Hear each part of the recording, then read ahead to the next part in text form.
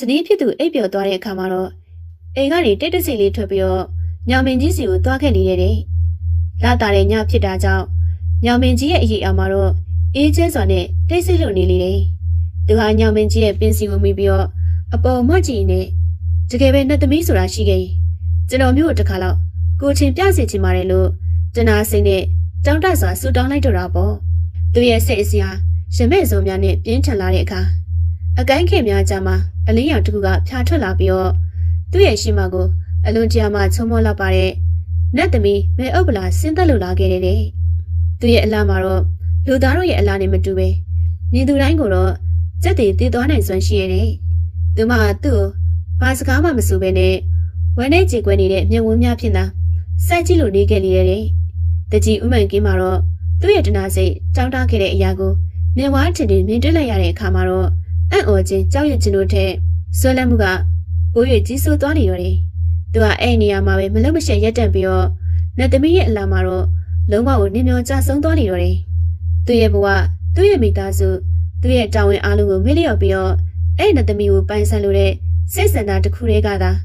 သူ့ရဲ့နှလုံးသားတစ်ခုလုံးကိုတော့လွမ်းခြုံသွားခဲ့လေတော့တာပေါ့။တကြီးဥမှန်ကြီးကအဲ့ညာနတ်သမီးရဲ့အလားကိုမြင်ဝါထင်ထင်မြင်တွေ့ရတဲ့နောက်ပိုင်းမှာတော့အိမ်ကိုဘယ်တော့ပုံပြန်လာသည်ကိုပဲသတိမထားလိုက်မိပါဘူးလေ။သူ့ရဲ့စိတ်အစဉ်တစ်ခုလုံးမှာတော့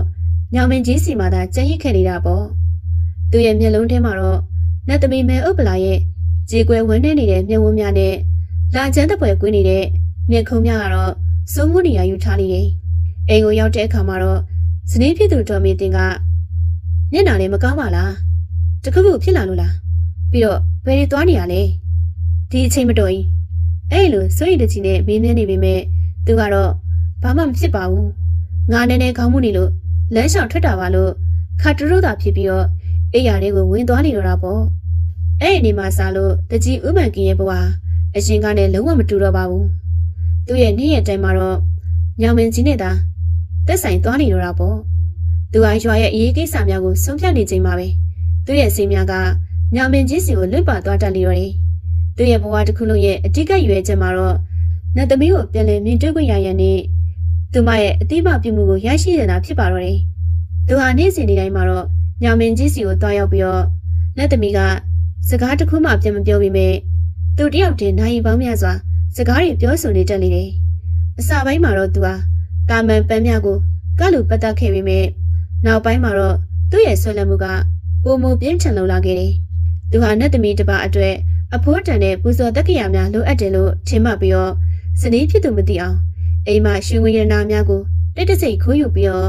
ညောင်မင်းကြီးရဲ့အမြင့်တွေများကြားနေသွားရောက်မြုံနှံပတ်သက်လိခဲ့ရတာပေါ့။အဲ့ဒီအပြင်ကိုသူတက်သမျှမတ်သမျှကြပြစာပေများနဲ့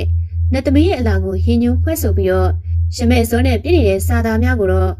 ့ညောင်မင်းကြီးအောက်မှာပဲနေ့စဉ်နေ့တိုင်းကိုသွားရောက်ရွတ်ဆိုလေးရှိနေတယ်တဲ့။သူရဲ့ပြောင်းလဲလာတဲ့အဖြစ်မှုများဟာရွာသူရွာသားများရဲ့မျက်စိမှာတော့ဘယ်လိုမှဖုံးကွယ်ထားလို့မရပါဘူးတဲ့။ဒီနေ့မှာတော့ရွာတွေကလယ်သမားတို့ကသူတို့ရဲ့လယ်မြေကိစ္စအတွက်တရားဆုံးဖြတ်ပေးပါရန်အတွက်တကြီးထံကိုရောက်ရှိလာကြတော့တယ်။အရင်ကဆိုရင်တကြီးဥမှန်ကင်းကနှစ်ဖက်စလုံးရဲ့စကားကိုစိတ်ရှင်လက်ရှင်နားထောင်ပြီးမှတရားမျှတစွာဆုံးဖြတ်လို့ရှိပါတယ်တဲ့။ဒါပေမဲ့အခုခါမှာတော့သူ့ရဲ့စိတ်အစဉ်မှာညောင်မင်းကြီးစုပဲရောက်နေရတာကြောင့်အမှုတယ်တို့ရဲ့စကားကိုပဲတေချာနားမထောင်တော့ပါဘူးတဲ့။တော်စံမင်းတို့ရဲ့အရေးမပါတဲ့အရာတွေနဲ့ငါ့အချိန်ကိုဖြုတ်နေကို့ဘာသာရှင်းကြလို့သူကစိတ်မရှိစွာအုံငေါက်လိုက်ပြီးတော့တိုင်တန်းသူတို့ရဲ့စကားကိုသာအပေါ်ရန်နားထောင်ပြီးတော့မာယူနဲ့ဆုံးဖြတ်ချက်တစ်ခုကိုချမှတ်လိုက်ပါတော့တယ်။အဲ့ဒီဆုံးဖြတ်ချက်ကြောင့်ရွာသူရွာသားများအကြားမှာတော့မကျေနပ်မှုများဖြစ်ပေါ်လာပြီးတော့ငါတို့ရဲ့တကြီးကဘလို့ဖြစ်တာလဲလို့အရင်ကနဲ့တခြားစီပါလားလို့ကြီးတို့ဝေဖန်တဲ့များထွက်ပေါ်လာခဲ့ပါတော့တယ်။သူရဲ့ဂုဏ်သိက္ခာမှာတော့တဖြည်းဖြည်းနဲ့အကြောင်းထင်လာခဲ့တော့တာပေါ့။သူရဲ့တာဝန်ပြည့်ကွက်မှုတန်ကိုရွာသားများသာမကသူရဲ့မိသားစုကပါအပြင်းထန်ခံစားနေရပါတော့တယ်။ဒီလိုနဲ့သူဟာအိမ်မှာထမင်းလက်စုံမစားတော့တဲ့လောက်ပဲရှားသွားပါတော့တယ်။သူရဲ့ဇနီးဒေါ်မေတင်ကိုလည်းစကားကောင်းကောင်းမပြောတော့ပါဘူးတဲ့။သူ့ရဲ့သားဖြစ်သူမောင်တီဟာ